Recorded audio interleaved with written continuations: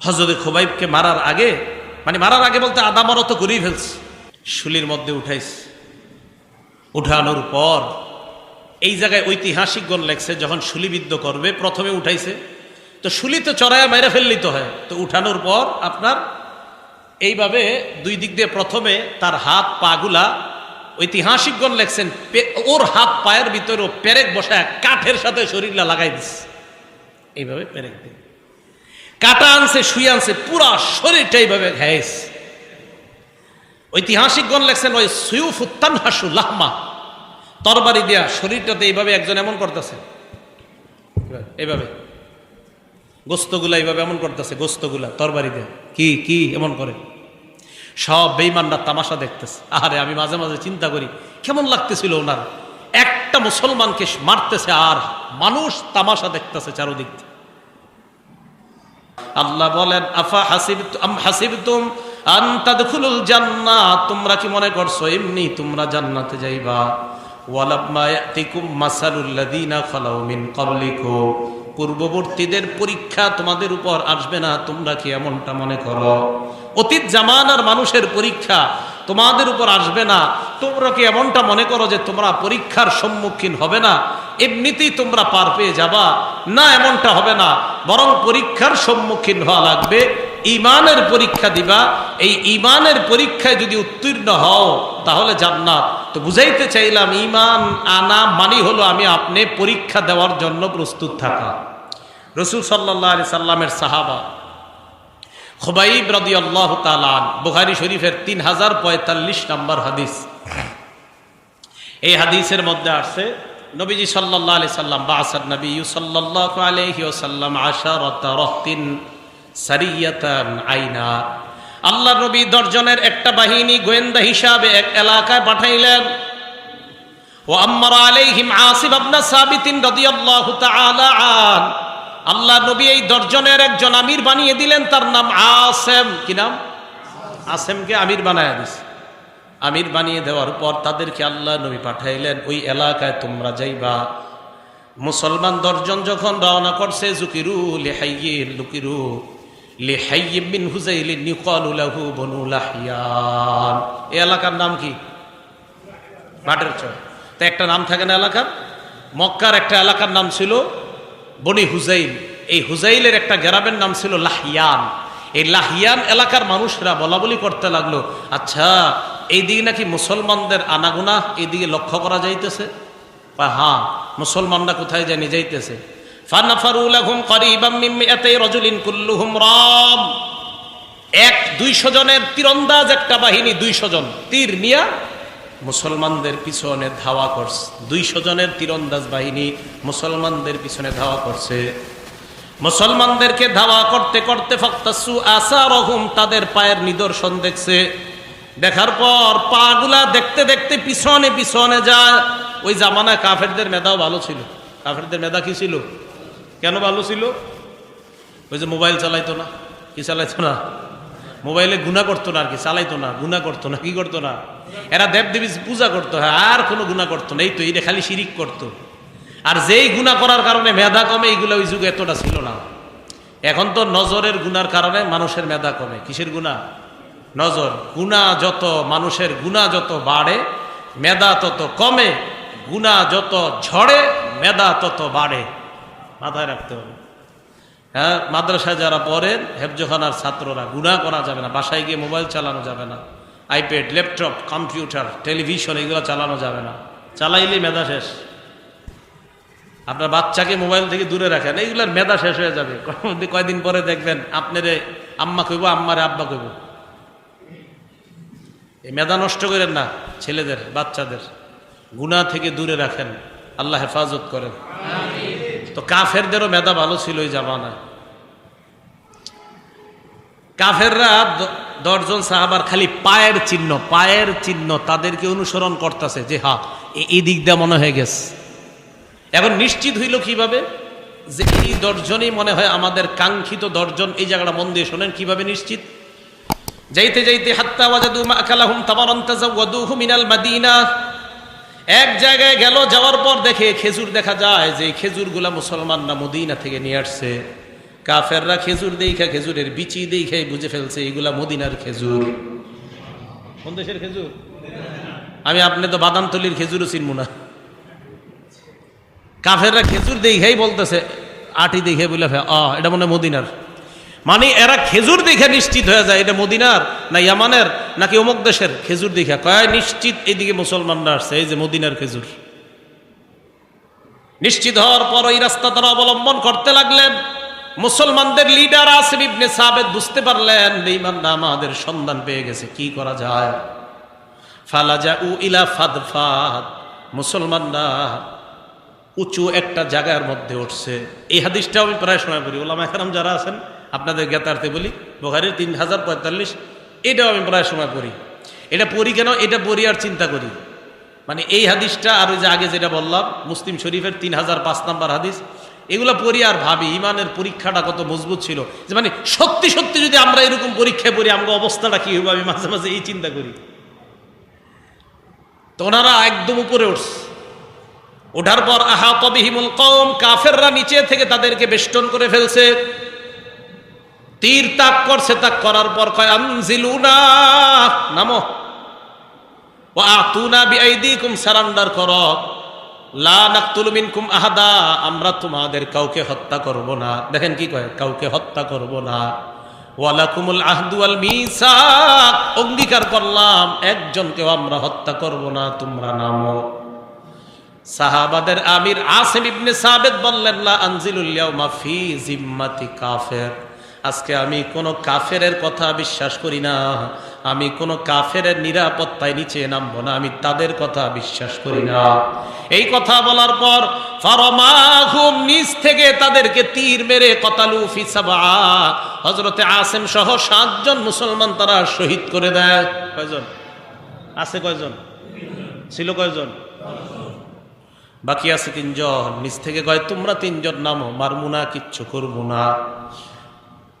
ফাহাবাত সালাসাতু রাহতিন বিল মিআহদি ওয়াল মিসাক, 3 জন অঙ্গীকার নিয়ে নিচে নামছে, মারবেও না, হত্যা করবে না, গায়ের মধ্যে আঘাত করবে না। নামার পর এই 3 জনের একজনের নাম খুবাইব, আরেকজনের নাম ইবনুদ দাসিনা, আরেকজনের নাম বুখারীর বর্ণনায় আসে নাই। 3 জনের মধ্যে 2 জনের নাম আসছে, আরেকজনের নাম বলছে ও রাজুলুন আখর, আরেক ব্যক্তি। এই ব্যক্তিটাকে এটা বুখারীতে লেখা নেই। তো 3 জন নিচে আসছে, আসার পর দেখেন ওয়াদা করছে কিচ্ছু করবো না, কিন্তু নামার সাথে সাথেই আতলাকু আও তারাকিসিহিম, মুসলমানদের যে তীরগুলা ছিল এই তীরের রশিগুলা খুলছে, ধনিকর রশিগুলা খুলছে। খোলার পর আউসাকুহুম, ওই রশি দিয়ে মুসলমান 3টারে বাঁধছে। ওয়াদা করছে গায়ে টাচও করবো না। 3 জনের মধ্যে যেই 3য় জন, যার নাম হাদিসের মধ্যে নাই, ওই ব্যক্তি বললেন হাজা আউয়ালুল গদরি, এই তো প্রথম গাদ্দারি শুরু করলা। লা আসহাবুকুম, আমি তোমাদের সাথে যাব না। ইন্নালি ফিহা উলাই উসওয়া, আমি এই 7 জনের দলে শরীক হতে চাই। এই কথা বলার পর তাকেও শহীদ করে দেয়। শহীদের সংখ্যা হইল কয়জন? বাকি রইল কয়জন? ফাবাউহুমা ফি মক্কা, তাদের 2 জনকে এই 200 জন বিক্রি করে দিছে মক্কায়। আবার বলছে তাদের এই 2 জনকে বিক্রি করে দিছে মক্কায়। 2 জনের একজনের নাম ইবনুদ দাসিনা, তাকেও শহীদ করে দেওয়া হয়। বাকি আছে কয়জন? এই একজনের নাম খুবাইব রাদিয়াল্লাহু তাআলা আন, ফাবতা খুবাইবান বনুল হারিস। হযরতে খুবাইবকে যারা কিনছে তার নাম হলো হারিসের সন্তান। মনে রাখবেন, হযরত খুবাইবকে যারা কিনছে তারা হলো হারিসের সন্তান। বলেন তো কার সন্তান? এই জায়গাটা একটু মাথাটা খাটায় শোনেন। এই জায়গাটা, হারিসের সন্তানরা কেন কিনলো খুবাইবকে? হারিসের সন্তানরা কেন কিনলো খুবাইবকে? ওয়াকানা খুবাইবুন কদ কতালাল হারিসা ইয়াউমা বাদরিন, যেই হারিস নামক লোকটা তার সন্তানগুলা খুবাইবকে কিনছে, এই হারিসকে খুবাইব বদরের যুদ্ধের দিন হত্যা করছে। বাবা হত্যার প্রতিশোধ নেওয়ার জন্য এই হারিসের ছেলেরা খুবাইবকে কিনছে। ওলামা ছাড়া অন্য যারা আছেন, কথাটা মাথায় ঢুকছে সবার? আচ্ছা, তো হারিসের ছেলেরা খুবাইবকে কেন কিনছে? যে তুমি আমগো বাবারে মারছিলা বদরের প্রান্তরে, আজকে তোমারে আমরা শেষ করি। কিনা নিস, বাসায় নিয়ে গেছে। বাসায় নেওয়ার পর যেই বাসায় রাখছে, ওই বাসায় আবার হারিসের একটা মেয়ে ছিল। তার মানে খুবাইবের যারা নিয়ে গেছে তাদের বোন। আবার বলছে হারিসের মেয়ে মানে কি? ওই যারা কিনছে তাদের বোন, ওই ছেলেদের বোন আর কি। এই বোনটা বর্ণনা করছে। এবার প্রশ্ন হলো আপনাদের, হুজুর এই বোন আবার বর্ণনা করছে কিভাবে? এই বোন তো কাফের। এই বোনটা হযরতে খুবাইব শহীদ হওয়ার কিছুদিন পরে মুসলমান হয়ে গেছে। তো মুসলমান হওয়ার পর সাহাবারা প্রশ্ন করছে, এই তোমরা আমগো ভাই খুবাইব গেরে তোমাদের ঘরে আটকায় রাখছিলা, কিভাবে কষ্ট দিছো একটু বলো তো। আমাদের ভাই খুবাইবকে যে তোমাদের ঘরে আটকায় রাখছিলা, অনেক কষ্ট দিছো, নির্যাতন করছো, তাই না? একটু কিভাবে নির্যাতন করছো একটু বলো তো। বিসমিল্লাহ। এখন এই জায়গাটা আমি আপনাদেরকে যেটা বলবো, এটা হলো ওই নারীর বর্ণনা, বাকি এই বর্ণনাটাও বুখারীতে আছে। নারী বলতেছে, আমার ভাইরা যখন খুবাইবকে আমাদের বাসায় নিয়ে আসছে, একটা ঘরের মধ্যে আবদ্ধ করে রাখছে, খানা দেয় না, কিচ্ছু দেয় না। আহা, নারী বলতেছে, আমার ভাইয়েরা যেদিন একত্রিত হয়ে যায় খুবাইবকে হত্যা করার জন্য বাহিরে নিয়ে যাবে, সবাই পরামর্শ করছে, করার পর খুবাইবকে জানায় দেওয়া হয়, আজকে তোমাকে নিয়ে যাওয়া হবে, তোমাকে হত্যা করা হবে। ফাস্তাআরা বিনহা মূসা ইস্তাহিদ্দু বিহা। ওই মেয়েটা বলে, খুবাইব আমার কাছে একটা খুর চাইলো। খুর কেন চাইলো? শরীরের অবাঞ্ছিত পশমগুলা পরিষ্কার করার জন্য। খুরটা আমি তাকে দিলাম। দেওয়ার পর হঠাৎ আমি খুবাইবের দিকে তাকায়া দেখি, আখাযা ইবনান লি ওয়া আনা গাফিলা হিনা আতা। আমি দেখি খুবাইবের কোলের মধ্যে আমার বাচ্চাটা বসা। ওয়াল মূসা বিয়াদিহি, খুরটা খুবাইবের হাতে। হাতে খুর, কোলে বাচ্চা। আমার বাচ্চা খুবাইবের কোলে, খুবাইবের হাতে খুর। বাসায় আমার ভাইয়েরা তো নাই। আমি আরেক ঘরেতে দেখতেছি জানালা দিয়া, খুবাইবের কোলে আমার ছেলে, হাতে ছুরি, চাইলে আমার ছেলের শেষ করে দিতে পারে। ফাফাজিয়াতু, আমি ভয় পেয়ে গেলাম। বুঝে আসছে কথাটা? আমি ভয় পেয়ে। ফারাফাহা খুবাইবুন ফি ওয়াজহি, খুবাইব আমার চেহারায় ভয় দেখলো। দেখার পর আমার দিকে তাকায়, কয়া তাখশাইনা নাকতুলা, তুমি কি ভয় পাচ্ছ আমি তোমার ছেলেকে হত্যা করব? আমিও ভয়ে ভয়ে বললাম, হ্যাঁ, আমার তো ভয় হচ্ছে তুমি আমার ছেলেকে হত্যা করো কিনা। দেখেন, সুযোগ ছিল, ওই মুহূর্তে বাচ্চার শরীরে অস্ত্র ঠেকা পালাইতে পারত। খুবাইব জবাব দিলাম, আকুন আফআলা যালিকা, আমি এমনটা কখনো করব না, চিন্তার কারণ নাই। মুসলমান কখনো কারো দুর্বলতায় আঘাত করে না। আমি দুর্বলতা আঘাত করব না, আমি মুসলমান, তোমার দুর্বলতা আমি কেন আঘাত করব? এই কথা বলার পর ওই নারীটা কয়, আল্লাহি মা রাআইতু আসীরান কাত্তু খায়রাম মিন খুবাইব, আমি খুবাইবের চাইতে এমন উত্তম বন্দী আমার জীবনেও দেখি নাই। এই কথা কেন কও? আমি দেখলাম আমার ভাইয়েরা খুবাইবকে খাবার দেয় না, ঠিক মতো পানি দেয় না। হঠাৎ একদিন আমি খুবাইবের হাতে আঙ্গুর দেখলাম, ওই আঙ্গুর মক্কা মদিনায় তখন কোথাও পাওয়া যায় না। আমি বুঝতে পারলাম এটা আল্লাহর পক্ষ থেকে জান্নাতি খাবার। বুখারীর বর্ণনা, বুখারীর লা রিজকুম মিনাল্লাহ, আমি বুঝছি এটা আল্লাহর রিজিক। পরে খুবাইবকে বের করে নিয়ে যায়, রাস্তা দিয়ে হাঁটায় নিয়ে যায়। এক জায়গায় যাওয়ার পর দেখে শুলিবিদ্ধ করা হবে হযরতে খুবাইবকে। যেই জায়গায় শুলিবিদ্ধ করা হবে ওই জায়গায় তোলার আগে একজন বেঈমান কয়, তোমার শেষ কোনো চাওয়া আছে কিনা? কয়, হ্যাঁ, উসল্লি রাকাতাইন, আমি 2 রাকাত নামাজ পড়তে চাই। কয় রাকাত নামাজ পড়তে চাই? শিক্ষা আমাদের জন্য। রসুলের সাহাবা মারা যাবার একটু আগেও নামাজ পড়তে চায়। হাদিসে আসছে, কিয়ামত পর্যন্ত কোনো মুসলমানকে যদি কেউ মারতে চায়, ওই মুসলমান মরণের আগে যদি তাকে কোনো অপশন দেয়, তুমি কি চাও, তাহলে খুবাইবের সুন্নত হিসাবে সে বলবে, আমি 2 রাকাত নামাজ পড়তে চাই। মনে থাকবে না? আল্লাহ যদি কখনো এমন পরীক্ষায় ফালায়, তাহলে শেষে কি পড়তে চাই? 2 রাকাত নামাজ পড়তে চাই। নামাজ সালাম ফিরাইস। হযরত খুবাইব কাফেরদের দিকে তাকায় কয়, এই তোমরা কি মনে করছো আমি তাড়াতাড়ি নামাজের সালাম ফিরাইছি এই কারণে কি তোমরা অনেক খুশি? কয়, শোনো, নামাজে খুব মজা পাইতেছিলাম, কিন্তু নামাজ তাড়াতাড়ি শেষ করছি কেন জানো? দেখেন কি শিক্ষা। আমার ধারণা হইল আমি যদি নামাজ লম্বা করি তোমরা মনে করবা আমি মরণকে ভয় পাই। মুসলমান মরণকে ভয় পায় না, মরবে, শুলিতে চড়াবে, এই টাইমে কইতেছে আমি মরণকে ভয় পাই না।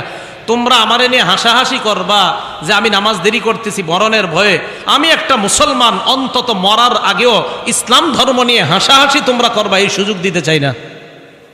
তাই নামাজের সালাম ফিরাইলাম।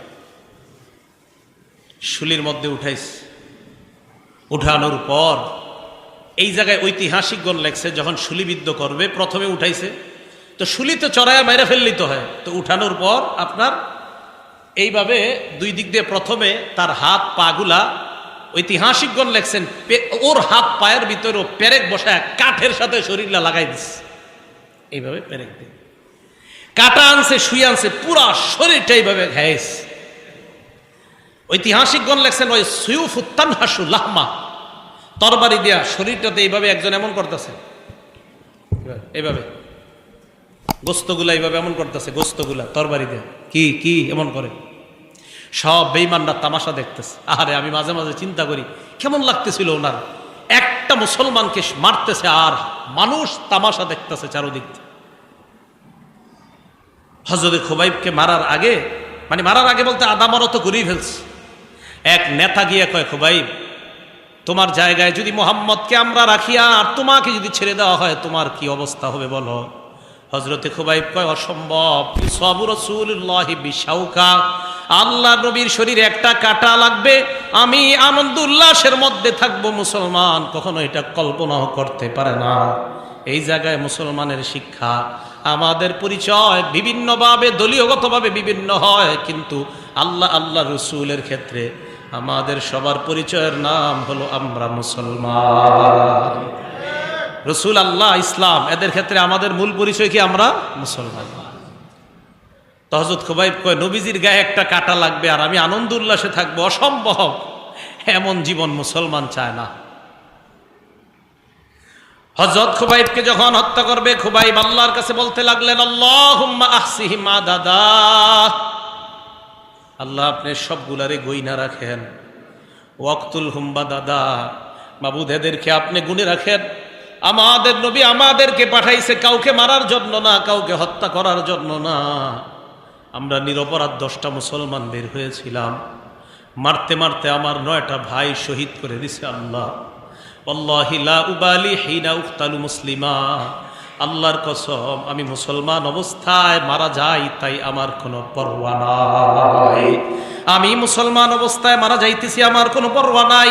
আল্লাহর কাছে খুবাইব বলতে লাগলেন, আল্লাহুম্মা আহসিহিম আদাদা, আল্লাহ আপনি বেঈমান গুলারে এক এক করে গুনে রাখেন, ওয়াক্তুলহুম বাদাদা, একটা একটা করে আপনি হত্যা করবেন। মাবুদ গো, আপনার নবীদের আমার ব্যাপারে জানায়া দিয়ে, বেঈমানরা আমারে অনেক কষ্ট দিয়ে হত্যা করছে, এই কথাটা আপনি আপনার নবীকে জানায়া দেয়। এই কথা বলার পর হযরত খুবাইবকে শহীদ করে দেয়। আসিম ইবনে সাবেতের কথা মনে আসেনি? কে কে আসিম ইবনে সাবেত? কে? আমির, আমির, আমির, ওই যে এই 10 জনের আমির আসিম ইবনে সাবেত, ওই যে উপরে পাহাড়ের উপরে যারে মারছে, এই আসিম ইবনে সাবেত যখন শহীদ, উনি তো আগেই শহীদ হয়ে গেছে, কাফেররা একজনকে পাঠাইছে, আসেম নাকি শহীদ হয়েছে? কয় হ্যাঁ। মক্কার কাফেররা কয়, যাও তার শরীরের গোস্ত আনবা, গোস্ত দেখা শিউর হুম এটা আসেম কিনা। বেঈমানরা আসছে হযরতে আসেমের শরীরের গোস্ত নেওয়ার জন্য। যেই মাত্র তার কাছে আসছে, আসার পর আমার নবী আমাদেরকে জানায়া দেয়, আমার আসেমের শরীরে টাচ করার আগে আল্লাহ মৌমাছির মাধ্যমে আমার আসেমকে হেফাজত করে নেয়। বুখারীতে আসছে যে আসেমের লাশ আল্লাহ মৌমাছির পাহারায় হেফাজত করে নিয়েছেন। তাহলে কি শিক্ষা পাইলাম আজকে আমরা? ইমানের কারণে নির্যাতন, আল্লাহ বললেন ওমা নাকামু মিনহুম ইল্লা আইয়ুমিনু বিল্লাহ, তারা তাদেরকে নির্যাতন করছে, শুধু অপরাধ একটাই, ঈমান আনছে। নির্যাতনের অপরাধটা তাদের কাছে কি ছিল? ঈমান আনা কি কোনো অপরাধ? আর ঈমান আনা অপরাধ, কিন্তু কাফেরদের কাছে ঈমান আনাটা কি হয়েছে? অপরাধ। এই অপরাধের কারণে তাদেরকে শাস্তি দিয়েছে। আমাদের জন্য শিক্ষা, ঈমান আনা মাত্রই আমি আপনি পরীক্ষার সম্মুখীন হওয়া লাগতে পারে। আল্লাহ পাক রব্বুল আলামিন মৃত্যু মরণ পর্যন্ত যেন ঈমানের উপর অটল থেকে ঈমান নিয়ে আমরা কবরে যাইতে পারি, আল্লাহ তৌফিক দান করেন। আমিন। ওয়া আখিরু দাওয়ানা আনিল হামদুলিল্লাহি রাব্বিল আলামিন। আল্লাহুম্মা সাল্লি আলা মুহাম্মদ ওয়া আলা আলি মুহাম্মদ।